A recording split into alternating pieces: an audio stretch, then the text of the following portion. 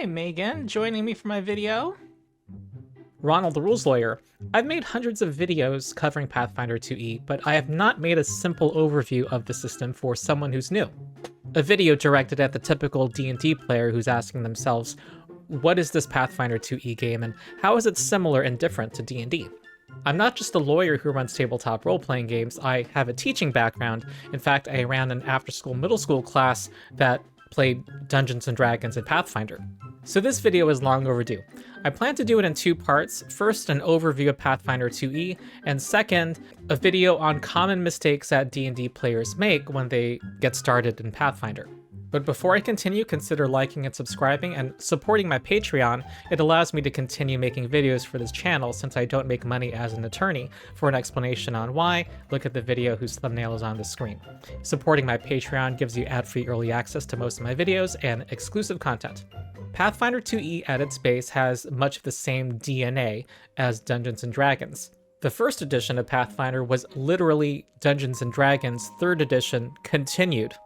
It has evolved with 2nd edition, but it is a branch of the D&D tree. It is also a heroic high fantasy game where you use your imagination and you have bonuses on your character sheet that let you attempt things. You roll a d20 to try to attempt to hit an enemy's armor class. You roll skills and you roll saving throws to attempt to avoid danger. But there are key ways in which these two systems are different, and as I go through them, I will inevitably inject some of my enthusiasm about Pathfinder, which is my preferred crunchy TTRPG system. So I've organized this overview into 10 parts. First, let's talk about characters. Characters in Pathfinder 2nd edition are a lot of fun. You get to customize them a lot and make them feel unique, and they are balanced with other characters. So if you feel like D&D character creation is constraining, and for example, maybe you want to have more feats, well, buckle up because you get a lot of feats in Pathfinder. In D&D, at level 1, you choose a species, lineage, formerly called race and subrace, a background, and a class. You do this in Pathfinder also, but in addition, your species, which Pathfinder calls your ancestry, lets you choose an ancestry feat at level 1. Your background also gives you a skill feat, something which the new D&D, by the way, now gives. You now get an origin feat from your background at level 1. Also, nearly every Pathfinder class has subclasses, and you get your subclass at level 1. Also, martial characters, those that do not cast spells, get a class feat from their class. Not only that, you get more of all of these feats as you level up. More class feats, more skill feats. At level 3, you get your first general feat. You typically get 1 or 2 feats at every single level. And feats get more awesome as you level up. For example, if you're a tiefling, you can take the level 1 ancestry feat that turns your low light vision into dark vision.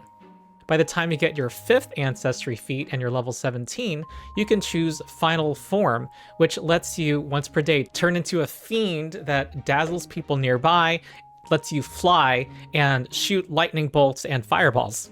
Another thing about Pathfinder characters is that your ability scores, which are called attributes here, things like strength, dexterity, charisma, increase as you level up, and they do not compete with your feats.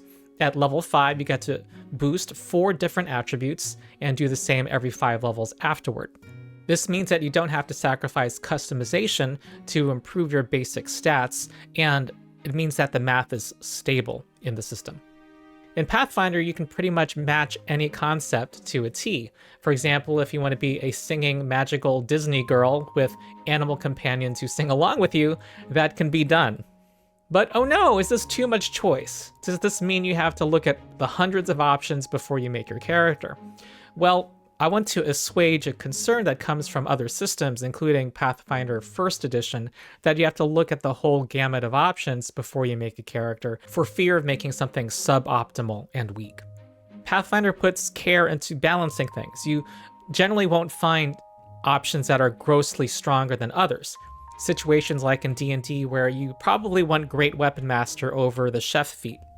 Generally in Pathfinder, if you put a +4 modifier, or an 18 under the old system, in your class's main ability score or attribute, then you're going to be fine. What's more important to Pathfinder is, are you collectively with your party covering a number of bases, such as healing, and are you working together as a team? It's something you want to talk to your group about, and hey, that might be another video idea for this series, Guide to Surviving Level 1 as a party. The fact that there's less of a gap between an optimized and an unoptimized character looked at as individuals in this system frees you up to, say, express a unique character concept that you might have without worrying about falling behind. It would be keen if they could sing bard songs like me. Alright, the next topic is combat balance in Pathfinder. Combat is generally tactical and interesting, and for players, it doesn't feel repetitive that you're doing the same thing every turn or every combat. You don't find combats won by a single spell. There's more balance between the characters and more occasion for teamwork, and it gets rewarded. For GMs, the encounter building system works. Hallelujah. Hallelujah. GMs rejoice indeed. The encounter building system is accurate, and it works from level 1 to level 20. I won't do a deep dive here as to why, but I'll put a thumbnail up on the screen and a link in the video description of one video I did that deep dives into that topic. The next topic I'll cover is the 3-action economy. Of course, it's one of the most popular things about the system, along with character customization. You get 3 actions per turn, and there are no action types. There's no bonus actions, standard regular actions, an interaction with an object or the environment. You just have 3 actions, and you also have a reaction, 1 reaction per turn. Free actions have no limit, however, they usually have a trigger, just like many reactions do, before you can use them. The fact that among these 3 actions at least there are no action types to speak of means that these actions can be traded for each other, which leads to more interesting decisions. Hitting a foe? That's an action. Moving up to your speed? An action. Some things take more than 1 action and require 2 or 3. Most spells cost 2 actions. Some spells even let you choose how many actions, 1, 2, or 3, that you want to spend on them, like the classic heal spell for the cleric. Meanwhile, your character can take feats that give you new ways to spend your actions. At level 1, your barbarian might take sudden charge to spend only 2 actions to stride 2 times and make an attack. When they get to level 14, they can take Whirlwind Strike, which costs 3 actions to make a weapon strike against every single foe within the barbarian's reach. Something that makes combat much more interesting in Pathfinder is the multiple attack penalty. And that sounds bad, but I'll explain and you'll see what I mean. Let's look at the Ogre stat block. Their Ogre Hook has an attack bonus of plus 12. And if they make a second attack on their turn, the Ogre Hook's bonus is plus 7. If they make a third attack, it's only plus 2. This means that there are diminishing returns to attacking multiple times, and this leads to interesting decisions. Do I attack again as an ogre, or do I do something else that doesn't suffer from this multiple attack penalty? Instead of doing the same thing over and over every turn, I attack, you have more than one tool at your disposal, and it makes sense to use one tool in one situation and the other in other situations. So when you're going up against an ogre warrior and you're level 1, and this ogre is much stronger than you, when making a third attack at a minus 10 penalty is almost certainly not going to hit, you may want to consider spending your last action walking away from the ogre, because it costs them an action to close in. That ogre is significantly stronger than you, and their third attack has a fair chance of hitting you. Even better if you have a high speed and the ogre needs 2 actions to walk up to you. The next topic I'll cover is skills. They matter in Pathfinder. Here's the list of skills you have, very similar to D&D's list. Instead of basically leaving it up to every single game master to determine what these skills do, there are defined ways to use these skills. Medicine, for example, is quite useful and actually essential for nearly every adventuring party because it lets you restore hit points outside of combat. It gives you the Treat Wounds activity, a defined activity where you spend 10 minutes to restore health to a party member. There are many defined ways to use skills inside combat as well. Let's say we have our fighter, who can choose to attack 3 times with his long sword, but because of the multiple attack penalty, he might not want to do that. He can be a charismatic fighter. Maybe with his deception skill, he can do a feint action and make an enemy off guard, have a -2 penalty to their armor class the next time the fighter tries to hit them. Or maybe he can use his intimidation skill to demoralize the enemy, giving them a -1 penalty to all of their checks, all of their saving throws, and their armor class even. The fighter might want to do one of these things, which will improve the likelihood of their first attack hitting, or even critically hitting, which I'll explain very soon. One thing I didn't mention in my overview of characters is that you get to increase your skills as you level up. Starting at 3rd level and every 2 levels thereafter, you get a skill increase. You're not just proficient or not proficient, you can get better. In addition to being trained, you can become an expert, master, or legendary, and every increase increases that skill by 2. And it's not just numbers either. Your higher proficiency in a skill unlocks better skill feats, and also lets you do more with your current skill feats. Here's one example. If you're trained in acrobatics, you can take a cat fall, which lets you treat your falls as if they were 10 feet shorter. And this improves as your acrobatic skill improves, so that when you're legendary in acrobatics, you can fall any distance. You can fall 10 miles and not take damage when you land. If your intimidation skill becomes legendary, you can take the scare to death feat, which does exactly what it says. Skills are a whole world of human ability that characters can do outside of I hit and I cast the spell. Fighters and wizards, they can take both of these feats in Pathfinder. The next thing I'll talk about is the 4 degrees of success. Critical hits and critical failures happen more often in Pathfinder because of the system. Basically, when you exceed the target number by 10 or more, or fail by 10 or more, you get one of these extreme results. By the way, if you roll a natural 20 on a die roll, after you figure out where you are on this chart, you increase the degree of success by 1. If you roll a natural 1, it's the opposite. You find where you are on this chart, and then you lower your degree of success by 1. This spices up combat as well as non-combat situations. When you attack with a weapon and critically succeed, you double all your damage, including the flat bonus to your damage. So you have an incentive of lowering that enemy armor class by using one of the skill actions I talked about earlier before you make a weapon attack. On a critical failure, nothing happens on a weapon strike. There's a tiny minority of foes where it matters, but it is very rare. The 4 degrees of success permeate the entire system of Pathfinder. Here is the grapple action. If you critically succeed, you get to restrain a foe, which prevents the vast majority of things that they can do. And if you critically fail, they can grab you or trip you so that you're prone. Also, the majority of damage dealing effects that call for a saving throw call for what's called a basic saving throw, where when you succeed, you take half damage, but if you critically succeed, you take no damage from the effect, and if you critically fail, you take double damage. So that means that when your character casts Fireball against a group of goblins, let's say this Fireball deals 25 damage, you can get a whole variety of results from the goblins based on their saving throws. This one who critically failed takes 50 damage from the Fireball. This makes AoE attacks against weaker foes a lot of fun. This adds more excitement to the game, and also means that every +1 matters. It not only might increase your chance of critically succeeding at something, but it might also prevent you from critically failing. Meanwhile, Pathfinder can get away with this 4 degrees of success system because it has controlled the math, and that's the next topic I'll talk about, which is the proficiency system, which is also universal throughout the system. This is key to how Pathfinder achieves balance, and we're going to go under the hood a little bit. Everything is based on the same math. Every statistic on your character sheet is based on adding your attribute modifier, so strength, dexterity, and so on, with your proficiency bonus. Your proficiency bonus is determined by this chart. At level 1, your proficiency bonus when you're trained in something is going to be 3 because it's your level +2. This basic formula applies to every single stat on your character sheet. Here is the fighter in the Pathfinder beginner box who is an expert with his weapon strikes because he's a fighter. He gets a +9 on his weapon attacks. For his longsword attack, here is that formula we looked at a second ago, his attribute bonus and his proficiency bonus. It's how every single skill is calculated, and it's also how his saving throws are calculated. It's also how your spellcasting attack bonus is calculated, and your spellcasting DC, which is just derived by adding 10 to your bonus.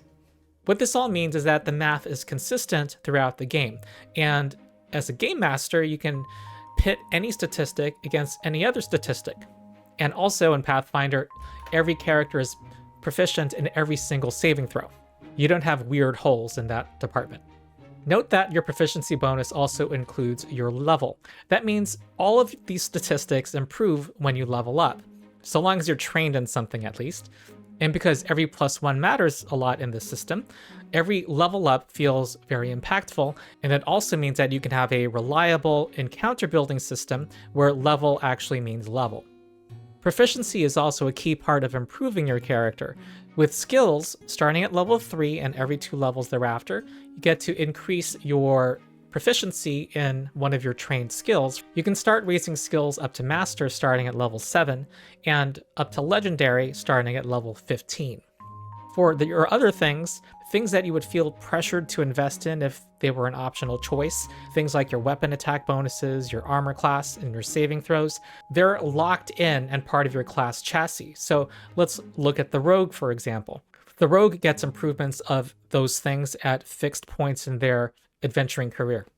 Since you don't have to worry about the basic math progression of your class, your feats can go into more interesting things than just improving your basic math. This also provides niche protection for the classes. This means that the rogue will be better than the champion class, which is the Pathfinder version of the paladin, at evading fireballs, period. And it also means that the champion will have a better armor class than the wizard, period. This feeds into my next topic, which is quote-unquote multiclassing. There's no multiclassing in Pathfinder 2e. But doesn't this pigeonhole you? What if you want to be good at things that your class isn't good at? Well, I'm going to show how it surprisingly leads to more freedom in making your characters. In Pathfinder, you have only one class, and I have a video. I'll put a thumbnail on the screen and a link in the video description about why that is. The TLDW is that it allows every class to feel like their class starting at level 1 without fear that another character can nick those abilities with a multi-class step. However, Pathfinder does give you a way to take abilities of other classes through archetypes, and here is the fighter archetype. Remember how you get a class feat at every even level? Well, you can choose to forego a class feat in order to take an archetype feat. And let's say you're a wizard and you want to dip into fighter. You can forego your level 2 wizard feat and instead take the fighter dedication. You have to take the dedication feat, by the way, before you unlock the other feats, so long as you meet the level requirement of the feat and any other prerequisites that are there. The main upside of the system is that you don't lose the core progression of your class when you take archetypes. That rogue progression we looked at earlier, where you became legendary in perception and reflex saving throws, is locked in, no matter how much you take abilities from outside your class via archetypes. By the way, the most popular official variant rule in Pathfinder is the free archetype feat, which gives you a bonus feat every even level that must be used on an archetype. So let's take our wizard character. Let's say he wants to get in the front lines and fight in melee.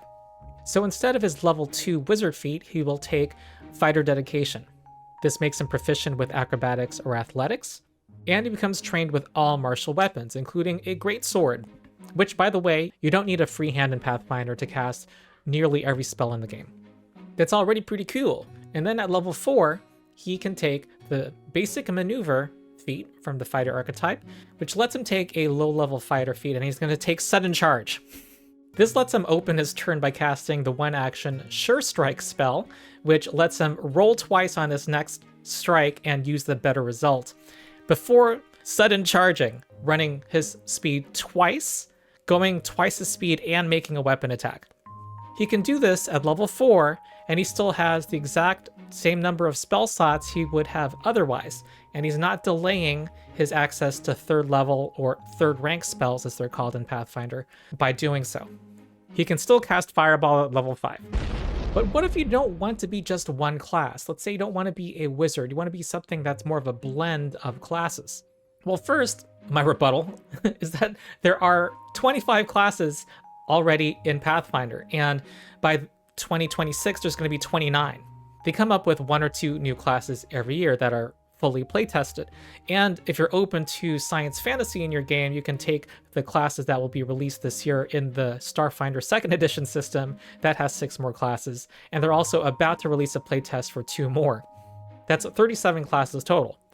And the idea of a Gish class, one who fights with weapons and melds that with magic, that exists in the Magus class. And there's other combinations of class and archetype that you can do that also approximate that idea. Meanwhile, there are many archetypes that are not keyed on a class. There's archetypes like Beastmaster, and each of these archetypes in Pathfinder can be used by any class. You don't need to be a ranger to have an animal companion. A monk or a sorcerer can choose to have a giant skunk animal friend or other kind of animal friend by taking the Beastmaster archetype. You don't need to lose 3 levels in your current class in order to take ranger levels for an animal companion. Alright, the next topic I'll cover is Vancian spellcasting. Vancian has been used by the D&D community since D&D's beginnings to describe the spellcasting system where you prepare spells in the morning, and when you cast the spell you fire and forget. It's named after Jack Vance, who authored the Dying Earth series, which was a direct inspiration for the magic system that Gary Gygax incorporated. You actually have 2 choices in Pathfinder between being what's called a prepared spellcaster, the traditional Vancian spellcaster, or what's called the spontaneous spellcaster.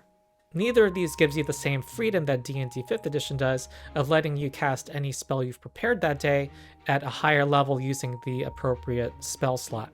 The result is that in Pathfinder, being a spellcaster is more strategic.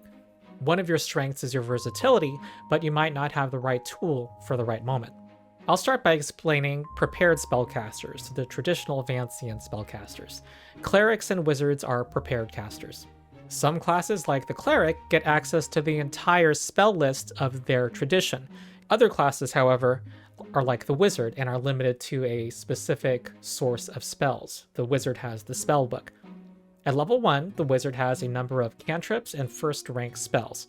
As he gains levels and finds more spells, he gets to add spells to this spellbook.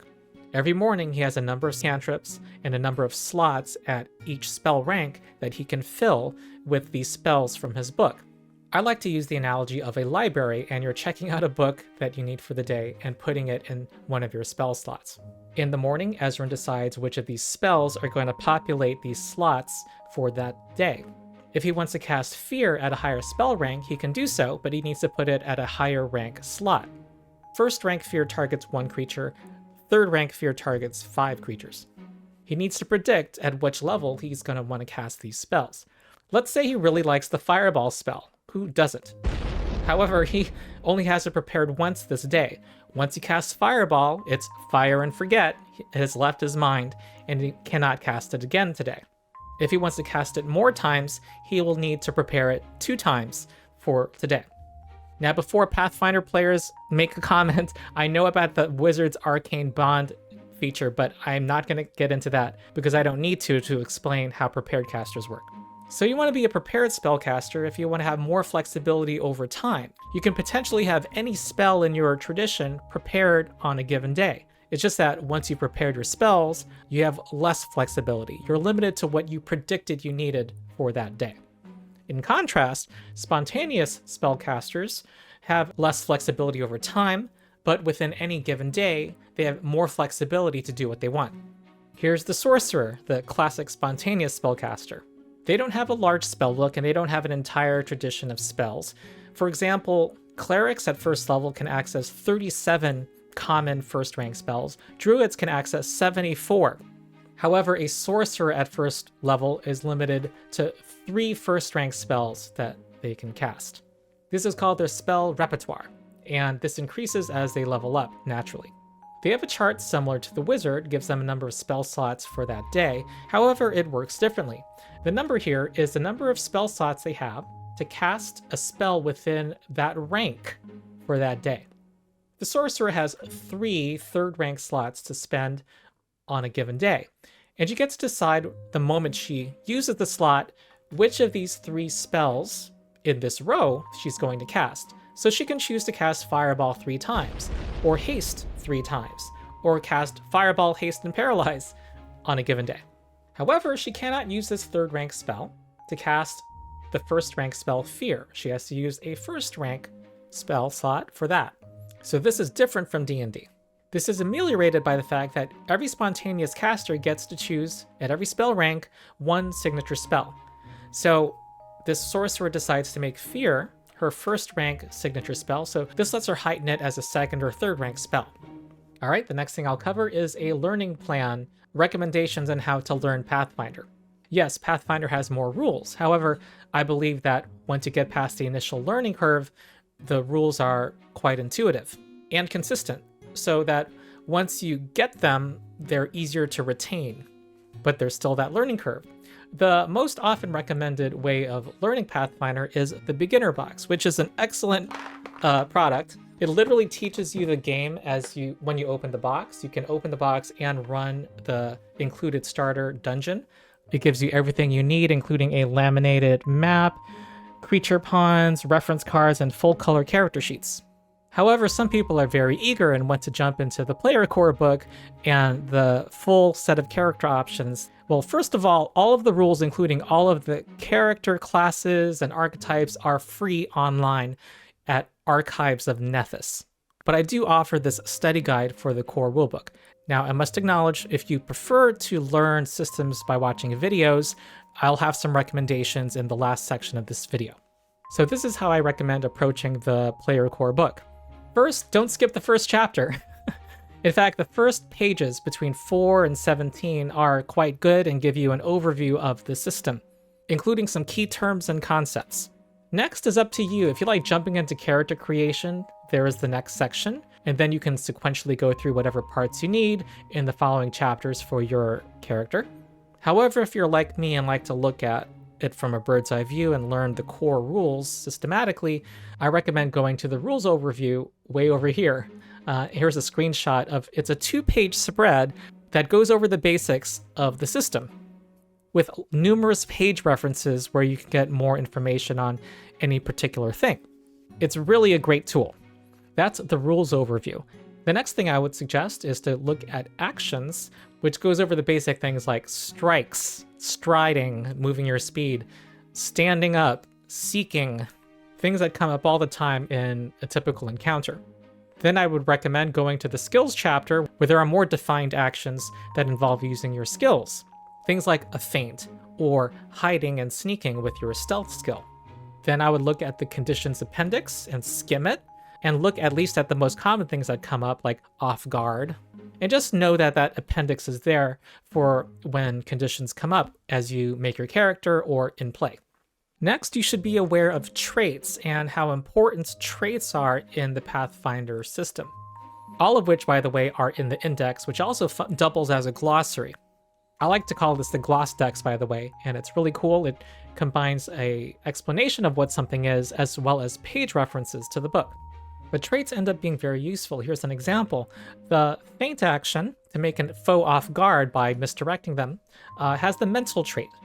That means that any creature stat block that says it is immune to mental effects, like the zombie shambler, is not affected. They don't care. You can't misdirect the zombie.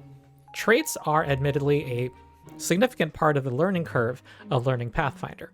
You'll need to look out for them, and if there's one that you're unfamiliar with, you'll need to look it up. However, I think it's like learning a language. Once you learn it, it becomes natural, and has the benefit of making the system overall cohesive, consistent, and if a gray area comes up in the rules and the GM might not know how to rule, Pathfinder usually has an answer.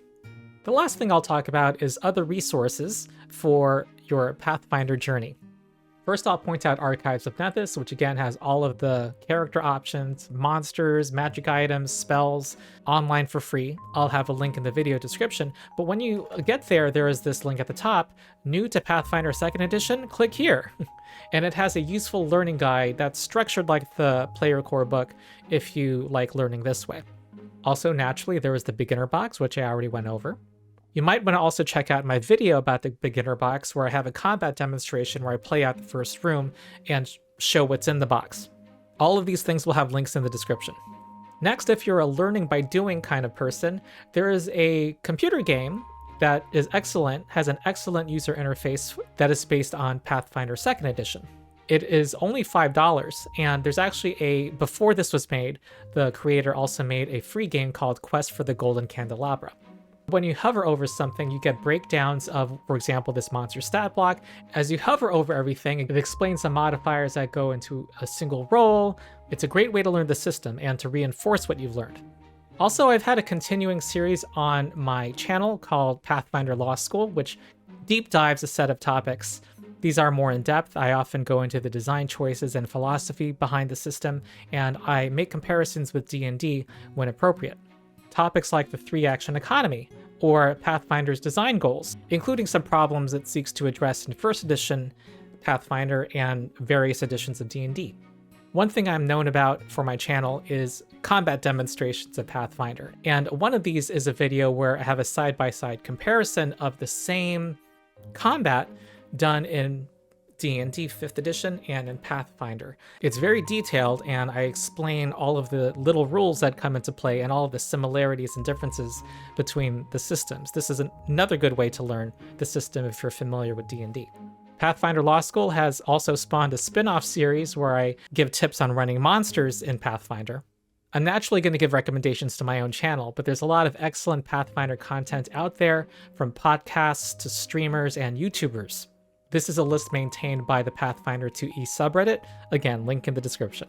There are too many good ones to highlight. However, if you're learning Pathfinder 2E, many people will give the same recommendation. Check out the How It's Played channel. He does a lot of videos that cover specific topics in the Pathfinder rules, and some of them are quite entertaining as well as edifying, such as this one where he uses the Karate Kid to explain the delay and ready actions and the initiative system in Pathfinder 2E. So that's it for this video. I plan to do another video in this series where I go over the common mistakes that D&D players make when starting their Pathfinder journeys. If you're interested in that, subscribe to my channel. Also like this video. In the meantime, support my Patreon, which gives you early access to most of my videos and exclusive content, and also join my Discord. We're almost at 6,000 people at the time of this video's recording, and there we discuss Pathfinder 2E and other gaming. I hang out there a lot, and we also give you an opportunity to play Pathfinder 2E with our drop-in, drop-out organized play system called Endless Tale Tavern. So that's it. I've been Ronald the Rules Lawyer, and I'll see you next time.